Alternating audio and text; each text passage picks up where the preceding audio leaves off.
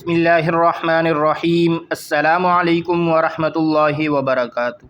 मुअज़्ज़ज़ सामीन इकराम, उम्मीद करता हूँ कि आप तमाम दोस्त अहबाब खैर वाफ़ियत के साथ होंगे और अल्लाह रब्बुल इज़्ज़त की बारगाह में दुआ गो हूँ कि अल्लाह रब्बुल इज़्ज़त आपको खैर वाफ़ियत और सलामती के साथ रखे।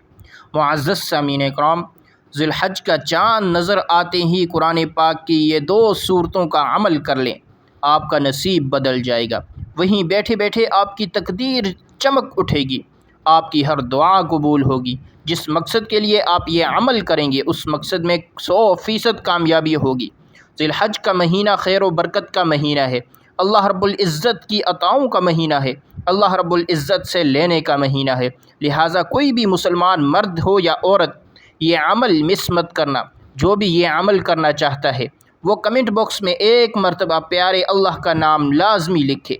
अमल यह है कि जैसे ही ज़िलहज का चाँद नज़र आ जाए तो आप बावुज़ू होकर 21 बार दुरूद इब्राहीमी पढ़ें, फिर 3 बार सूरह फ़ातिहा और फिर 21 बार सूरह इखलास पढ़ें।